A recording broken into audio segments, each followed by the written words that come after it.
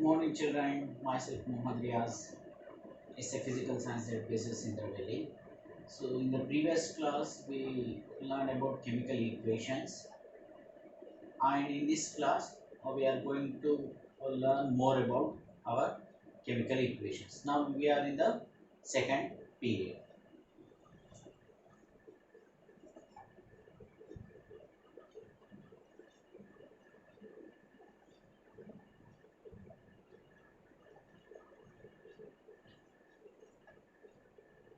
So in the previous class we gave three examples and we did some three activities to understand what is chemical change. Now in the same way, now I am going to write the chemical equation here. How can we write a chemical equation and how can we make the chemical equation very simple? Today in this class we are going to understand that. Okay, what was our first example? Calcium oxide. Calcium oxide reacts with water to form calcium hydroxide. So how can we write it in notebooks or on the blackboard? Simply in a sentence form. Okay, now I'm going to write it. Calcium oxide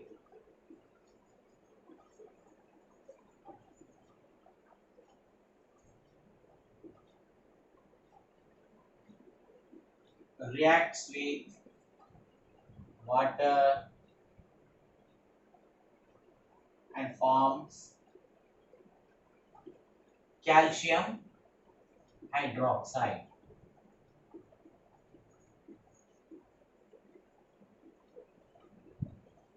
Thus this is a very lengthy one because it is in the sentence form. So generally we write a chemical equation like this. This is called sentence form. And now tell me what was our second example? Zinc. Zinc reacts with dilute hydrochloric acid and forms zinc chloride and hydrogen gas will be liberated. Okay, write the same second example in sentence form. How can we write? This is example 1 and this is example 2. Zinc reacts with dilute hydrochloric acid and forms zinc chloride and hydrogen.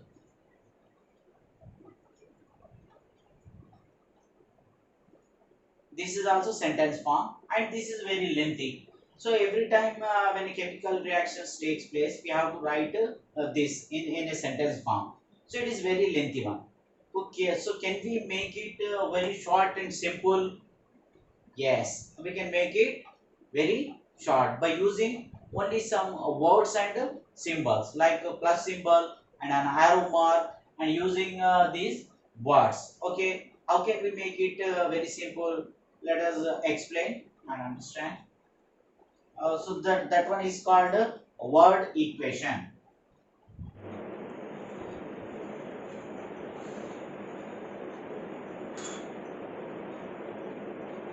And now I wrote these word equations for the same chemical reactions which we wrote above. First one is calcium oxide plus water gives rise to calcium hydroxide. And the second example, what we wrote, zinc plus hydrogen chloride, or you can write hydrochloric acid gives rise to zinc chloride and hydrogen. Now these two equations represent the same about two equations, but these are called sentence equations, sentence form of an equation, and these are called word form of an equation. So these are called word equations. They are shorter than these two. Okay. Now the question is, can we make these word equations more shorter? Yes, you are right. Now we can make these word equations more shorter by using the symbols of calcium oxide, water, calcium hydroxide. Symbols You know, every element have symbols, so these molecules and elements all have symbols. If we substitute symbols instead of this word calcium oxide CaO like that, then this equation will become more easy to write on the notebooks or on the blackboard. Okay, now I am going to write these two equations in more shorter form. Okay, calcium oxide, first one, calcium oxide, simply write calcium oxide plus water. You know the symbol of water, H2O molecule gives rise to calcium hydroxide, CaOH, taken twice. Okay, now come to the second example, zinc, simply write Zn plus hydrogen chloride, HCl, gives rise to zinc chloride, ZnCl2 plus hydrogen, H2. Okay, so in this way the same equations here, sentence form, here word form, and here using with symbols and plus marks. Okay, so we make the equation very simple. Now this equation is very easy to write and easy to remember also. Okay, here this calcium oxide and hydrogen, zinc and hydrochloric acid, these are called reactants, and these are called zinc chloride, hydrogen, same calcium hydroxide, these are called products. Okay, sometimes there may be only one product and sometimes there may be only one reactant. Okay, so if there are more than one product or one reactant, we use plus marks between those reactants and plus mark between those products also. Here arrow marks, this arrow marks indicates that the chemical reaction has taken place. This arrow mark means the chemical reaction has already taken place. So these are called reactants. Reactants means the substances which are participating in a chemical reaction are called reactants, or the substances which undergo chemical changes are also called reactants. And the products, the substances, the newly formed substances are called products here. These are the products. Okay, these are reactants, these are products. Now how to balance a chemical equations. Now how to write a chemical equations, here we understood. Now how to balance a chemical equations and what is the need of balancing a chemical equations, now we are going to understand.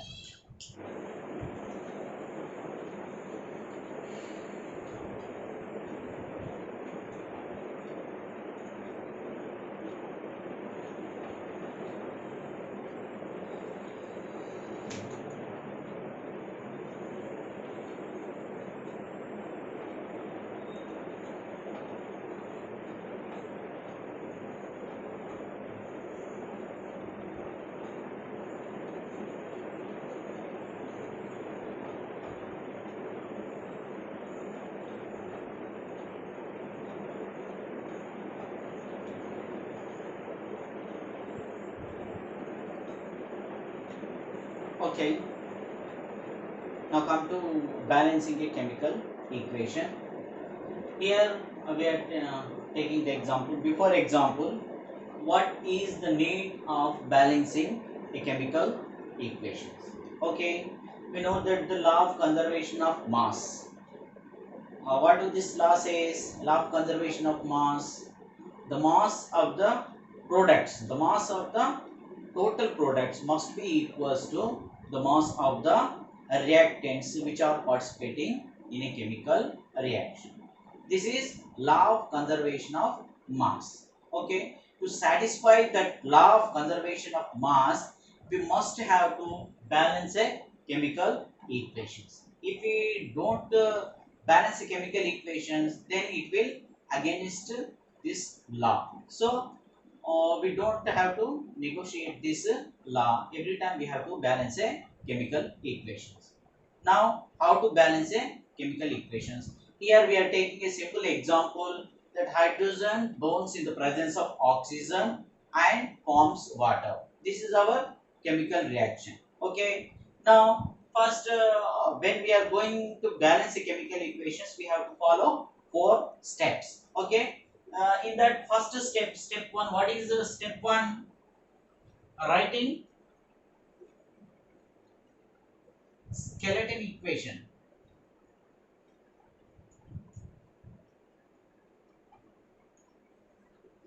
Writing step 1 is writing a skeleton equation. Simply write a chemical equation for the reaction. Okay, here hydrogen plus oxygen gives rise to water. Okay, this is a skeleton equation, means it is unbalanced equation. We are simply writing by using the symbols and plus arrow mark. Okay, now this is not a balanced equation. Now we are going to balance this equation. For in step 2 we have to draw a table. Okay, in this atom, so which atoms are participating in this chemical equation we have to write here. And then second, reactants, products, and in this we have to write the number of atoms which are in reactants and the number of atoms which are in the products. Okay, now take in this equation we have only 2 atoms.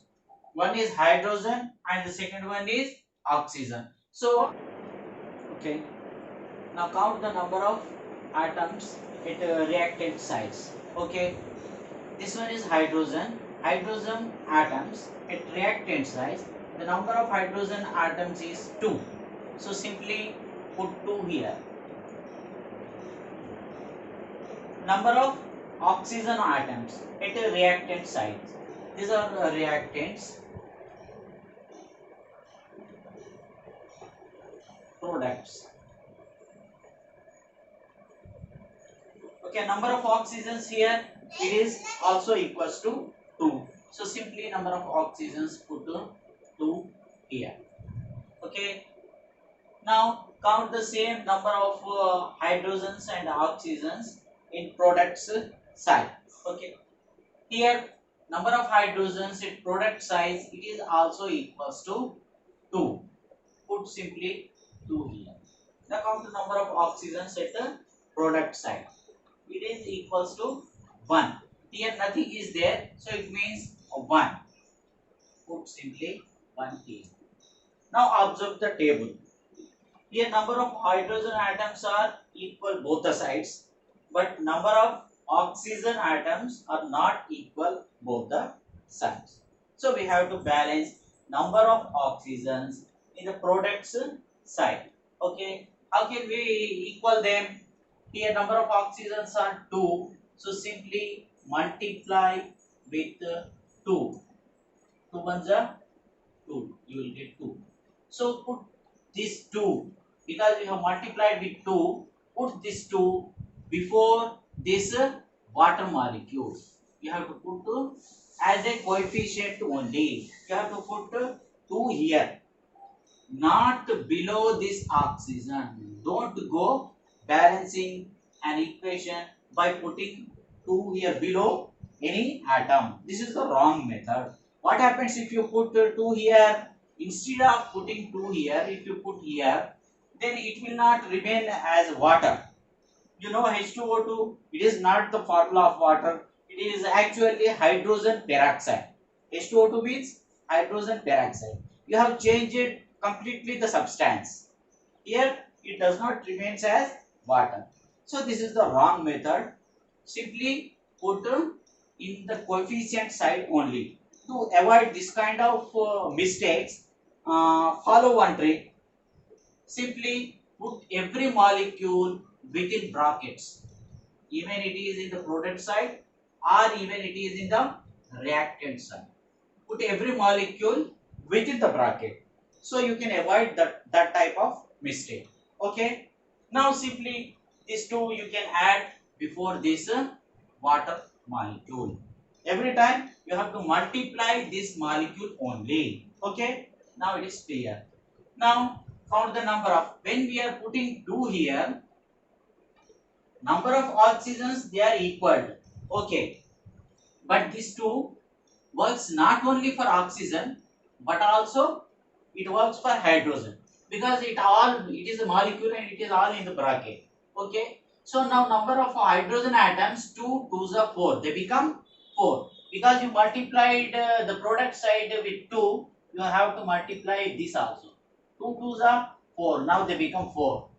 Oxygen atoms they are balanced, no problem, but hydrogen atoms they increased in the product side. Previously they were 2, they were equal, but now when you multiplied with 2 they become 4. Okay, now you have to, the product side they are 4, but at the reactant side they are only 2, so multiply with 2 in the reactant side, so they will become 4. Now they are equal, because you multiplied with 2 at the reactant side.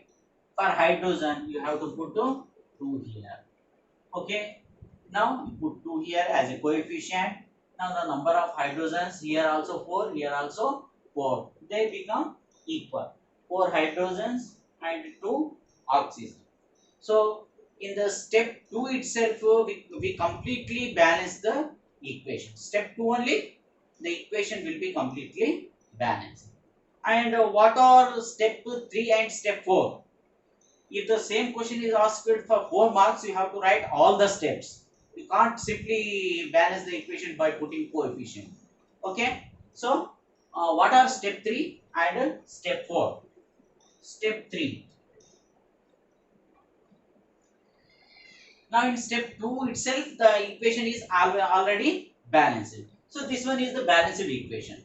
For example, let us suppose you are not getting this type of equation. Instead of this, if you get this type of equation here too, so write 4H2 plus 2O2 gives rise to 4H2O. Now observe this equation. It is also a balanced equation. Sometimes there are chances you are getting this type of equations. There is no equation in 10th class, but it is for your knowledge only. 4H2 plus 2O2 gives rise to 4H2O. Now the number count is equal. 4 to the 8 hydrogens, 4 to the 8, 2 to the 4 oxygens, here 4 oxygens. It is already a balanced equation, but observe the coefficients. Here 4, here 2, here 4. These coefficients are not decreased to its smallest whole number. We can take 2 as common in all these coefficients. So simply take 2 common in the whole equation. 2 2s are 4, 2 2s are 4. So 2H2 plus 2 1s are 1, no need to write, 2 1s are 2, and 4 2 2s are 2 2s are 4H2O. Okay, so we take here 2 common and we can remove this 2 after taking common. Okay, so now these, observe these coefficients, they are now reduced to their smallest whole numbers. Okay, so there are no chances of coming this type of equations, but for your knowledge only. This is step 3. Okay, now what is step 4?